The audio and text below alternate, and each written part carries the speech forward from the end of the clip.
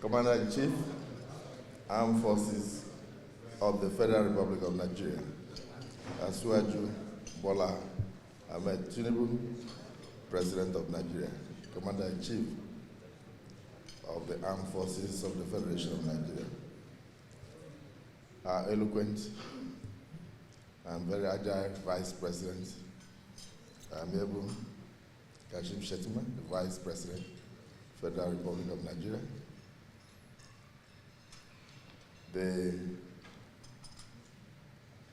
member of the National Assembly who is on loan to the executive, very right honorable Speaker Emeritus, Baja Miller, CFR. My dear brother, the Deputy Senate President, and one of the most experienced legislators today in Nigeria, distinguished Senator Barrow Jibril, the leader of the Senate, ever smiling, Bamidele, all members of the leadership of the Senate, my distinguished brothers and sisters. Mr. President, we are breaking fast. I would have said good morning, but because of time I will say good evening, sir. It's such a great honor and privilege for us to be in your midst today. I want to thank you for giving me the permission to be absent from this dinner, because I'm actually not here, as you directed yesterday. The delegation is led by my Deputy Senate President. But this afternoon, I received an uncommon call from the Chief of Staff, who directed that we would like to launch the Students' Loan Scheme, the first of its kind in West Africa.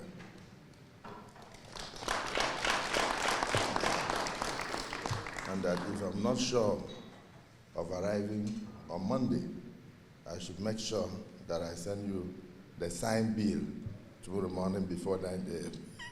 So I had no option than to double back to be here.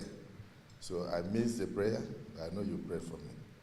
And then I said, if I miss the prayer, I cannot miss the dinner. So I want to thank you for indulging me.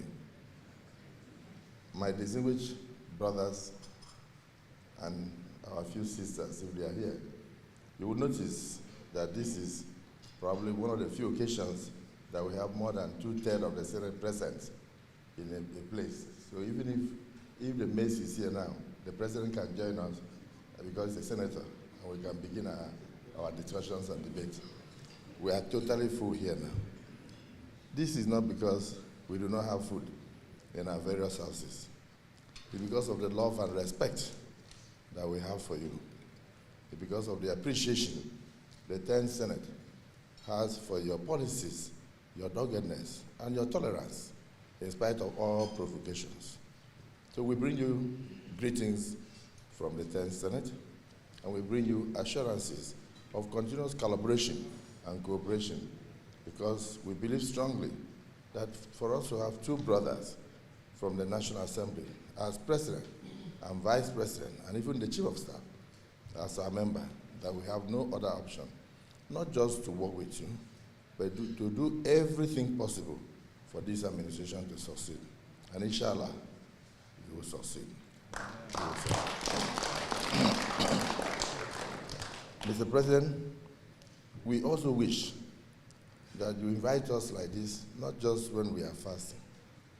Maybe once in a quarter, you invite us to come and sit with you and eat. And after that, you put up maybe 1 hour or 30 minutes of interactive discourse. So I can also tell you the feelings from outside, since we are very close to our constituents. But for today, the senators have asked me to extend their condolences to you over the incidents that have happened in the very recent weeks. The first, the orchestrated kidnapping of your children in some states of the Federation that we know you are very sad about, and you are doing everything possible to make sure that you retrieve those children. The second is the bastardly and horrific killings of your troops in Delta State. We are sure that you eventually bring the culprits to book. And like Obama used to say, that whether we take justice to our enemies or we bring our enemies to justice, justice must be done. We are very sure that under you, justice shall be done. Please accept our condolences on these sad incidents. Mr. President, Chinua Achebe said that when brothers gather like this, in the moonlight, to watch the moon, it is not because they cannot see the moon from their various houses, but because it is good to commune with one another. You can see us bantering and smiling, not so much because we want to smile, but because we know we are before a president who cares for the National Assembly. So they've asked me also to extend their appreciation to you over the packages that you have extended to them. They've asked me also to thank you for the things you are doing, the policies you are putting in place for Nigeria, which we are very sure in less than 2 years from today, people will begin to see manifesting in serious productivity and, of course, enhanced living standard for all Nigerians. I want to thank you, Mr. President, and thank your ebullient Vice President, who is everywhere, always smiling, ever agile, and always very, very, how do I use the word, loyal, representing you everywhere that you are not able to go due to state functions. So on behalf of the 10th Senate and all of us, we wanted to thank you for inviting us. I know you've had breaking of fast with the House of Representatives. You've had with a lot of other groups, but this will remain indelible in our minds because it's a great sign of love for you to remember us. We remember you always in prayers. And I will not end my short remark of appreciation for this wonderful dinner without inviting my brother, distinguished Senator Barao Jibril, to pray in a Muslim way, even for 2 minutes, sir, for Almighty Allah, not just to protect you, but to water all your efforts with success. Thank you, Mr. President. Distinguished Senator. The President of the Federal Republic of Nigeria, the Excellency Vice President, is permitted to stand on the existing podium. Let me add to what the Senate President said, rather he forgot, that it is the first time that the Senate is here in Presidential Villa to break fast with the President. That will never happen in the history of the National Assembly. It's the first time. And no one is surprised because we know it's in line with the human character of Mr. President, his character of generosity. He's a very generous leader. His generosity knows no bound. I'll give you one example. My first time of you already said in this that sometimes when you say something good, you must have said with the mouth of angels. So probably we said with the mouth of angels at that time. And now it's the president. So he's a general person.